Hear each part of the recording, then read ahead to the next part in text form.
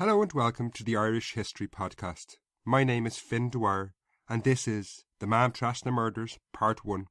This episode looks at one of the most vicious and unnerving murders in 19th century Ireland. Taking place in 1882, it made headlines around the world, and since then these events have been shrouded in mystery and injustice. This first podcast in this mini-series looks at the murders themselves, while following episodes we'll look at the trial and what followed.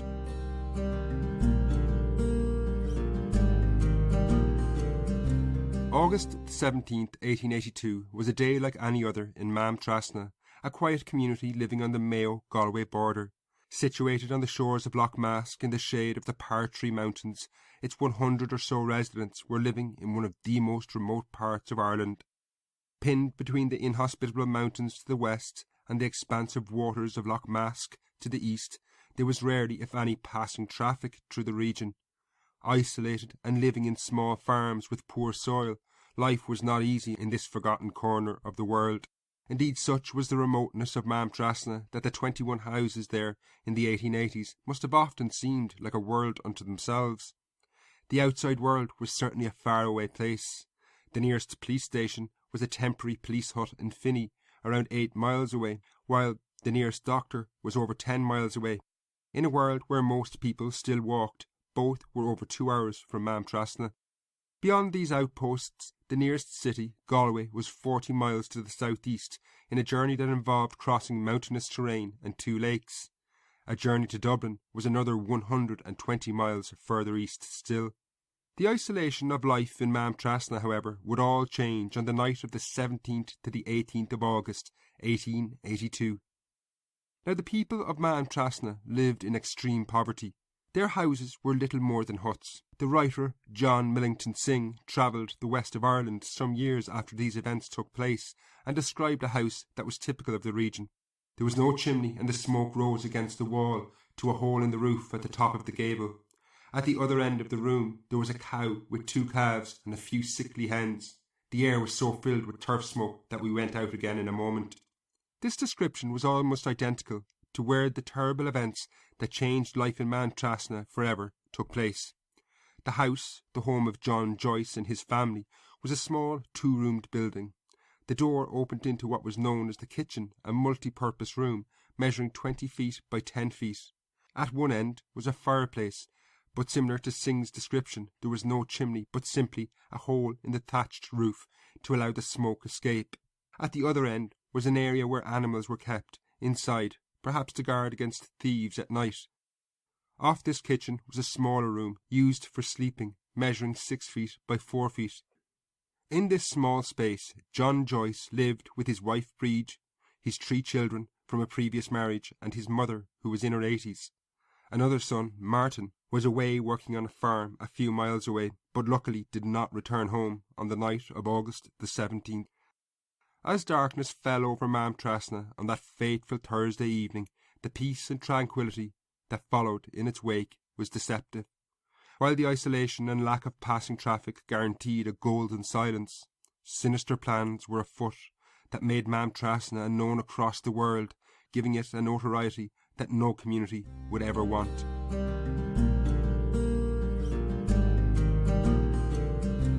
As the sun rose just after 6 o'clock on Friday the 18th of August 1882, the community of Mamtrasna rose and began to go about their daily business. John Collins, who lived close to the Joyce house, walked up the road to his neighbours to borrow wool cards.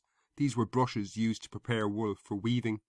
However, it was immediately obvious, as he approached the Joyce household, that there was something awry.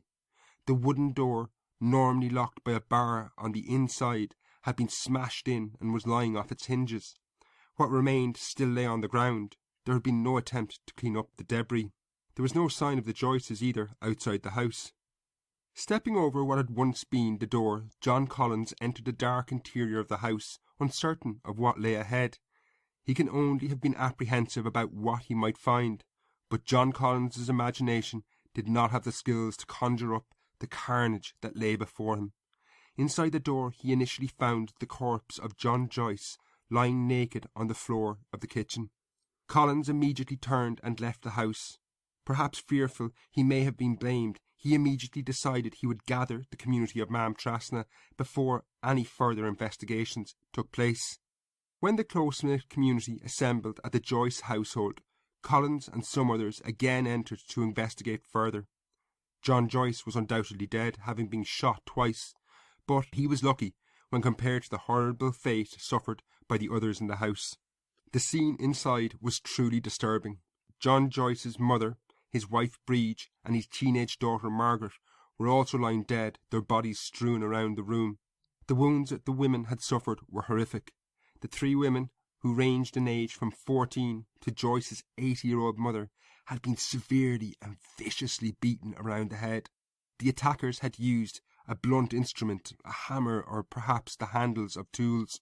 So bad was the attack that the brains of the women were exposed. Breege Joyce had clumps of her own hair in her hands. Whether pulled out as she tried to defend herself or torn out in agony wasn't clear. Joyce's two sons, who had been home that night, were found in the smaller room in a bed. Michael, aged 17, and Pat, aged around 11 years of age, had both been shot with wounds in the abdomen and head. Somewhat miraculously, however, both boys were still alive and conscious when their neighbours investigated the house. John Collins asked them what had happened, and the older boy, Michael Joyce, said he had seen three men in the house, but their faces were dirty and he couldn't identify them. Having some sense of the events, the men left the house and stepped out into the cool morning air. However, what happened next has confounded and shocked many in the 134 years since these events.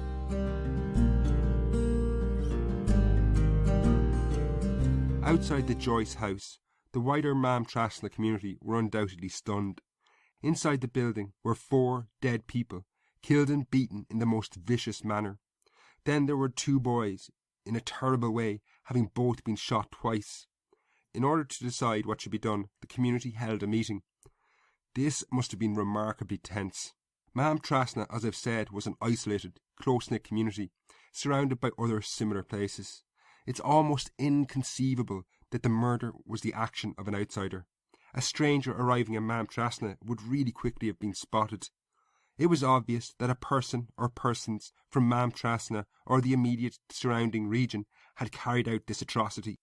Indeed, for those gathered outside the Joyce household that morning of August the 18th, they can only have been keenly aware that it was highly likely that the killer stood in their midst. Undoubtedly, all present were very careful about what they said, lest a similar fate should befall them. In what seems a cold and callous act, while this meeting dragged on for 2 hours, no one went to tend for the Joyce boys who had survived the attack. These children, still in the house, were conscious through all this. There were reasons for this seemingly cowardly, cruel and harsh behaviour, which I will go into in detail in a few minutes, because this isn't the only display of heartlessness shown to these boys. Eventually the meeting drew to a close and it was decided to inform the police, and 11 men from Mamtrasna walked to the temporary police hut at Finney, about 8 miles away.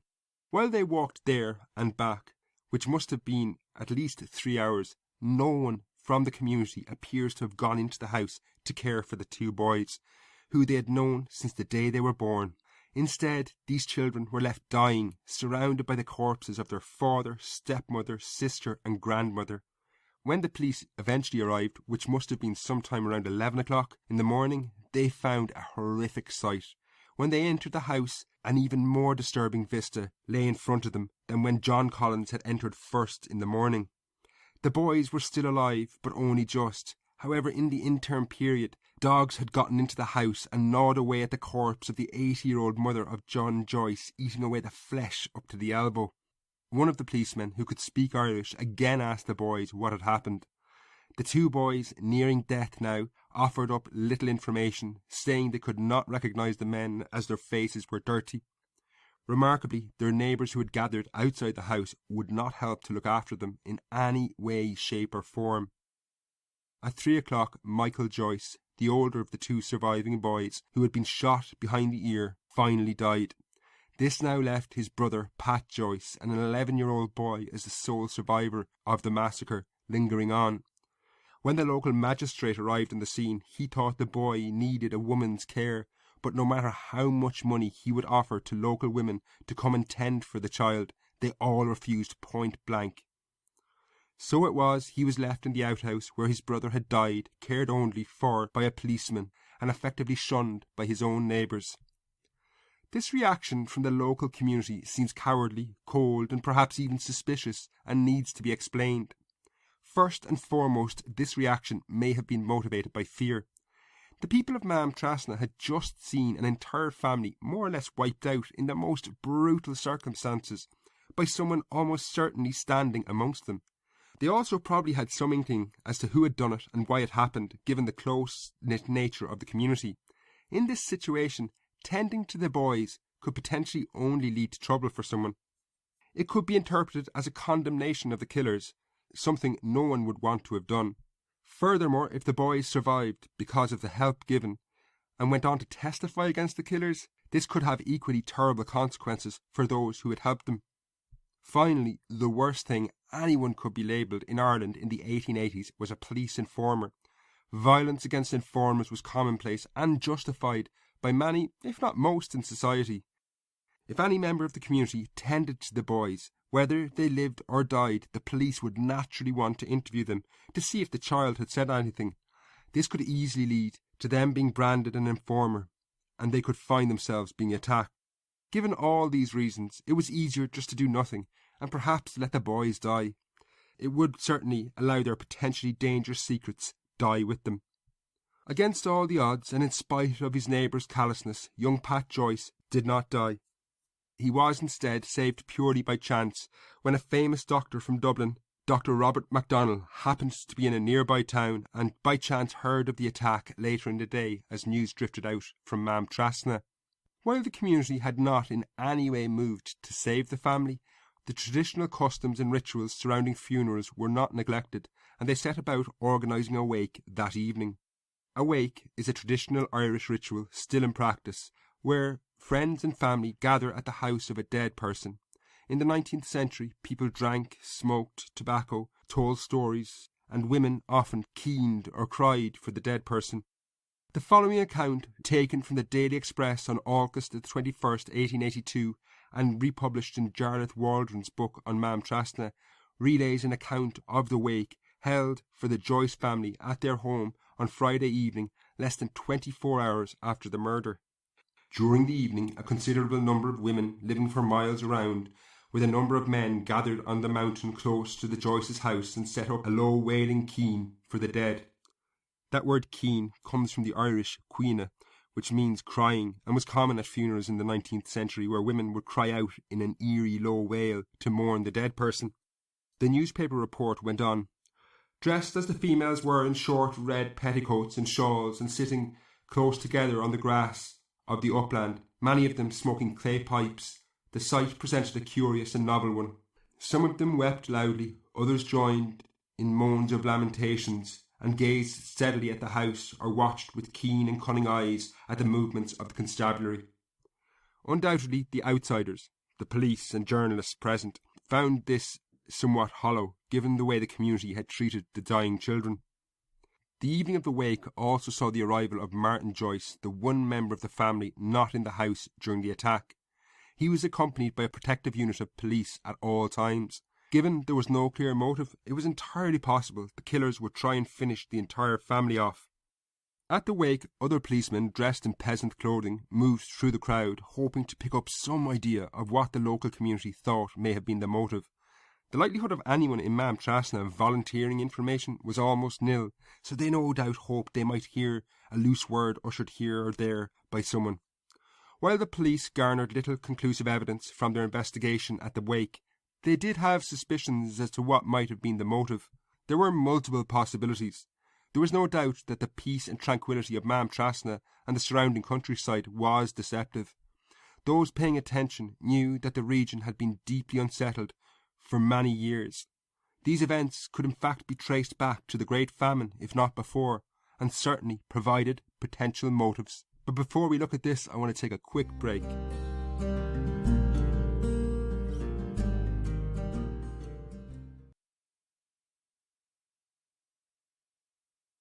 Now let's get back to the show and look at some possible motives for the killings in Maamtrasna.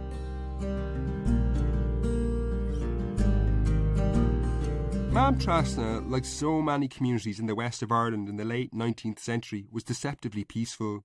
While the scenery was idyllic as the mountains rolled down to the lakeside, this masked growing tensions in the area. The tensions in Mamtrasna, and indeed in many communities, had deep roots stretching back to the Great Famine, if not before. Nowhere in Ireland had emerged unscathed from the disease, starvation and misery that ravaged Ireland between 1845 and 1852. Mamtrasna was no exception. The 1841 census, which was taken before the onset of the Great Famine, recorded 94 people living in the area. When another census was taken in 1851, as the famine was coming to an end, starvation, disease or emigration had seen the population fall by 12% to 78 people.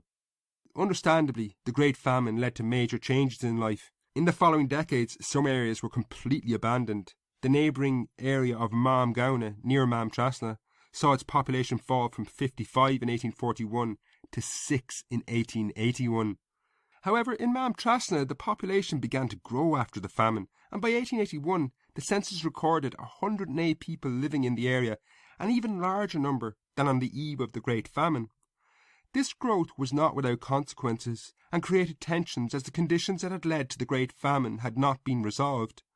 The practice of dividing a family's land between all sons meant that with each generation farms were getting smaller and the people poorer. This led to tensions between neighbours as thefts of sheep appeared to have increased, something easily done in the dark of night.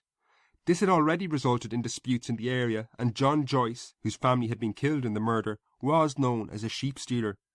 This could not be ruled out as a motive. While these tensions brewed within the Mamtrasna community, it was also possible that events in the wider region could have had something to do with the brutal killings. 3 years before the murders took place, a catastrophe had hit the entire west of Ireland when famine returned as the potato crop failed in 1879. As poor tenants fell behind in their rents, landlords increasingly threatened them with eviction. This was met with fierce resistance. The establishment of the Land League, essentially a tenants' union, organised resistance to these evictions. This struggle, known as the Land War, was largely peaceful across most of the country. However, in the west of Ireland, where tenants faced the most dire circumstances, tensions boiled over into violence. Between 1879 and 1882, there were about 50 to 70 murders, and the countryside around Mamtrasna was a hotspot for this violent activity. In 1880, a small landlord called Lord Mountmorris, who threatened to evict a tenant, was shot and fatally wounded at Clonbur, 10 miles from Mamtrasna. In January 1882, another murder took place at Clonbur, one that many people linked to the Mamtrasna murders. On that occasion, a man called Joseph Huddy and his son were on their way to serve eviction notices for Lord Ardalawn, a major landlord in the region.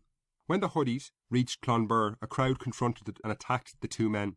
Joseph Huddy was beaten and shot, and when his son ran from the scene, he too was shot and killed. The two bodies were put in a sack and dumped into the waters of Loch Mask, far from the shore, and it took several weeks to find the corpses. However, in an age where scientific analysis and forensics were in their infancy, this brought the police no closer to finding the killers.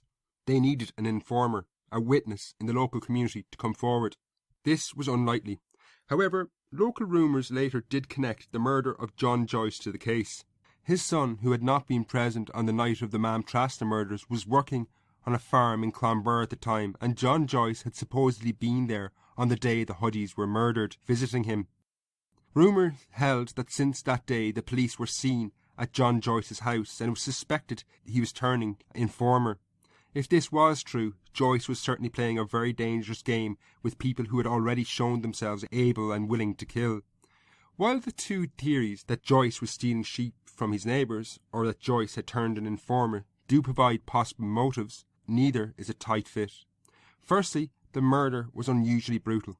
It is difficult to find a killing so brutal in Irish history since the famine.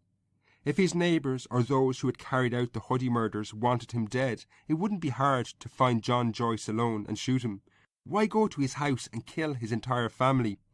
Finally, in terms of a motive, I was discussing the podcast with my flatmate, and he offered an interesting perspective, which is overlooked in narratives on the case. That is the gendered nature of the killings. The men and the women were clearly attacked differently. The 3 men were shot, but the 3 women were savagely beaten. Could this possibly allude to a motive? Were the Joyce women the target, rather than traditional theories which focus on John Joyce himself? It does certainly seem they were singled out for particularly vicious deaths. Back in 1882, as the police set about their work in Mamtrasna, they had to pick apart these potential motives to find the killer.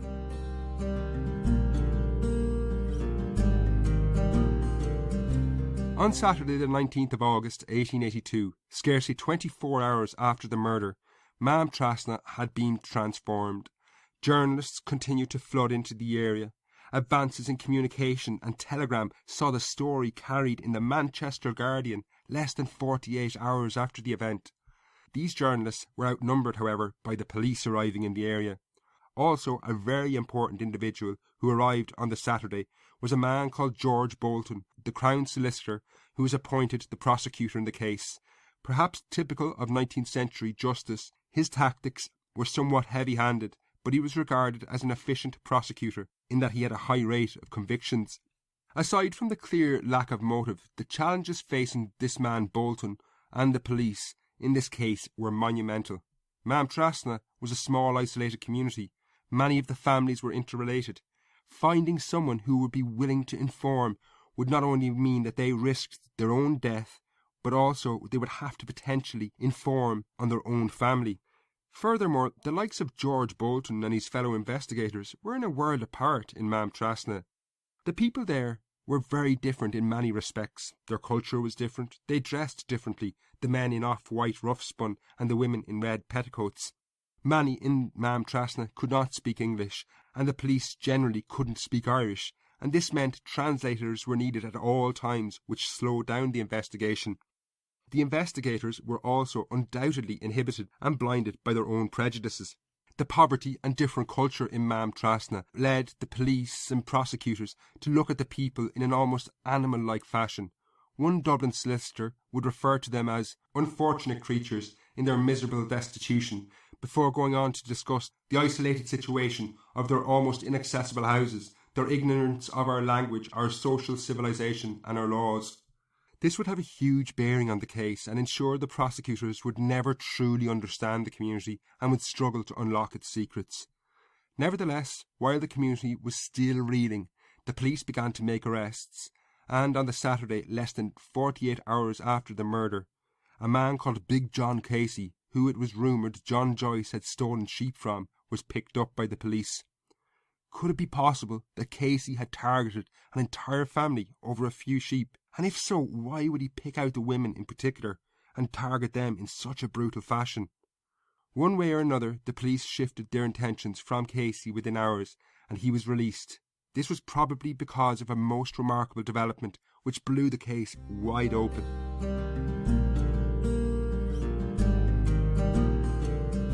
On Saturday evening, the community of Mamtrasna were preparing for the next stage in the rituals surrounding the deaths of the Joyce family.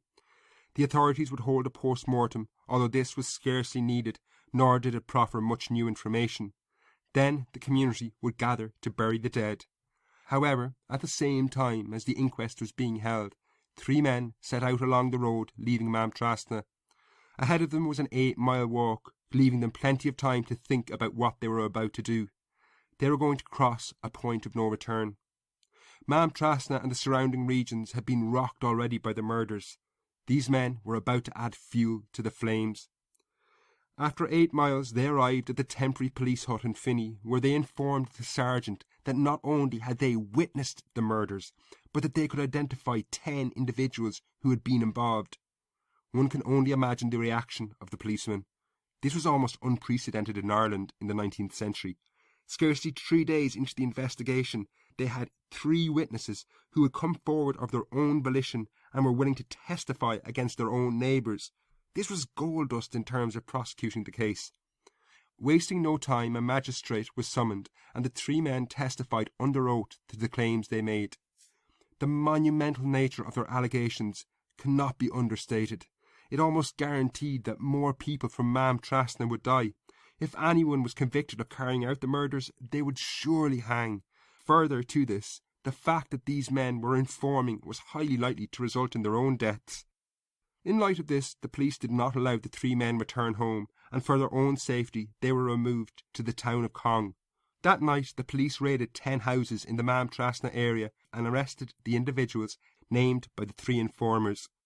On the following evening, Sunday the 20th of August 1882, the funeral of the Joyce family took place in a shell-shocked Mamtrasna. The weather that evening was suitably miserable to reflect the shadow that now hung over the community. In the previous 24 hours, 10 men had been arrested, 3 more were in protective custody, and the local community now carried the 5 murdered Joyces to their graves. The Manchester Guardian carried a report of the funeral a few days later. The funeral took place, the bodies being interred in a little cemetery on the slope of the mountain which cuts Maamtrasna from the open region lying towards Ballinrobe. Mrs. Joyce, the wife, was buried with the remains of her first husband, all the others being interred in the one grave. About 100 of the mountain people attended the funeral, which was not, as is usually the case where people have been murdered, boycotted. The world of Mamtrasna had been transformed forever, but this was only the beginning. In part 2, we will look at the Mamtrasna trials and at the possible motives in more detail. Until then, Slán.